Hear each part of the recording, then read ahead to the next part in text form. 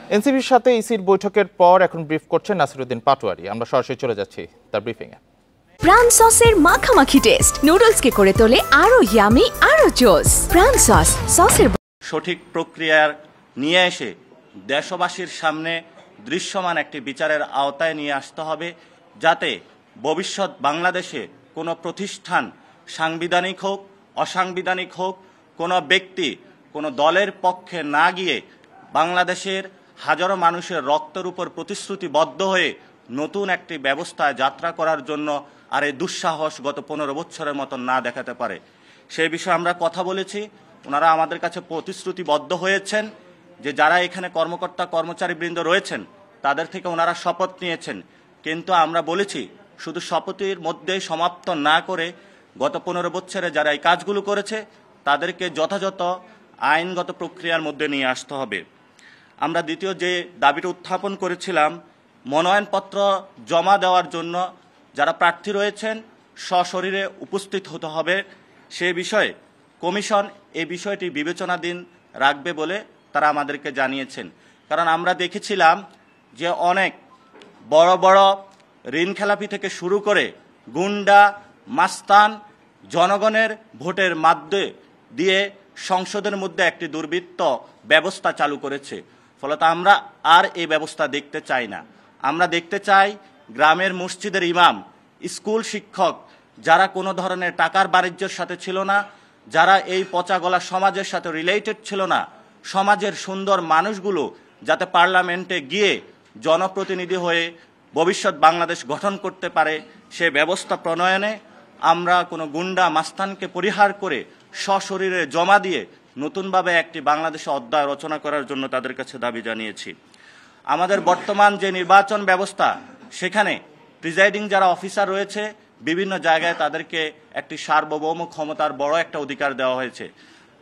পরবর্তীতে election commission এই বিষয়ে কোনো রেসপন্সিবিলিটি নিয়ে থাকে না যে কোথায় ইলেকশন কেমন হয়েছে। সেজন্য আমরা বলেছিলাম গেজেট পূর্ববর্তী 48 ঘন্টার মধ্যেই নির্বাচন কমিশন থেকে একটি সার্টিফিকেশন দিতে হবে এই ইলেকশন বিশ্বাসযোগ্য হয়েছে কিনা, যাতে পরবর্তীতে একটি প্রাতিষ্ঠানিক আকারে ব্যক্তি আকারে নির্বাচন কমিশনকে আইনের আওতায় আনা যায়। আমরা দেখেছিলাম নির্বাচন কমিশন গত 15 বছরে কোনো সার্টিফিকেশন দেয় নাই, বরং বিভিন্ন দলীয় অফিস থেকে সার্টিফিকেশনগুলো এসেছে। এই জন্য আমরা সাংবিধানিক প্রতিষ্ঠানকে সাংবিধানিক আকারে রাখতে চাই, দেশের মানুষের কাছে জবাবদিহিতার জায়গায় নিয়ে আসতে চাই। সেই জায়গা থেকে আমরা 48 ঘন্টার গ্যাজেটের পূর্ব সময়ের মধ্যেই বিশ্বাসযোগ্য নির্বাচন হয়েছে কিনা নির্বাচন কমিশন থেকে সার্টিফিকেশনের কথা বলেছি। আমরা বলেছিলাম যারা মামলার যাতে দ্রুত নিষ্পত্তি হয় সে দাবিটি আমরা জানিয়েছিলাম। কারণ আমরা দেখেছিলাম গত 15 বছরে অনেক প্রার্থী রয়েছেন যারা বিভিন্ন জায়গায় ঋণখেলাপি হয়েও এবং তাদের যে হলফনামা নির্বাচন কমিশনে জমা দিয়ে থাকেন সে বিষয়ে তারা অনেক ছল ছাত্রীর আশ্রয় নিয়ে থাকেন। সে বিষয়ে আমরা তাদের কাছে দাবি জানিয়েছিলাম যাতে নির্বাচনের 3 মাস পূর্বেই যারা হলফনামা বিশ্বাসযোগ্য কিনা এই বিষয়গুলা বিভিন্ন ইনভেস্টিগেশনের মাধ্যমে করে দ্রুত এটি মামলার মাধ্যমে এবং দ্রুত তাদের যে কাগজপত্র রয়েছে সেগুলো চেকের মাধ্যমে দ্রুত নিষ্পত্তি করা হয়, সেই বিষয়টা বিবেচনাধীন করার জন্য আমরা তাদের কাছে জানিয়েছি। তারা বিষয়টাই বলেছিলেন যে এই বিষয়ে তারা সম্মত হয়েছেন এবং তারা এটা ভবিষ্যতে কাজ করবেন বলে জানিয়েছেন। আমরা সেখানে বলেছিলাম যে বর্তমান যে নির্বাচনী ব্যবস্থা রয়েছে সেই নির্বাচনী ব্যবস্থায় আচরণবিধি এবং নির্বাচনী ব্যয়ের যে নীতিমালা রয়েছে সেই বিষয়ে পরিবর্তনের কথা আমরা জানিয়েছি। কমিশন এই বিষয়ে তারা সম্মত হয়েছেন যে আচরণবিধিতে তারা পরিবর্তন করবেন এবং নির্বাচনী যে ব্যয় রয়েছেন সেই বিধিমালাতেও তারা পরিবর্তন করবেন।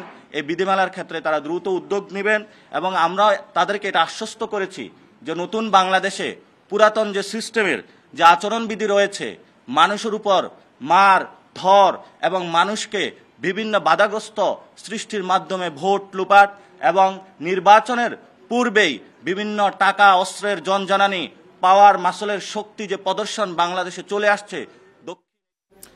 ইসির সাথে এনসিপির বৈঠকের পর এনসিপির পক্ষ থেকে ব্রিফ করছিলেন নাসিরউদ্দিন পাটোয়ারি। সরাসরি ছিলাম তার ব্রিফিংয়ে।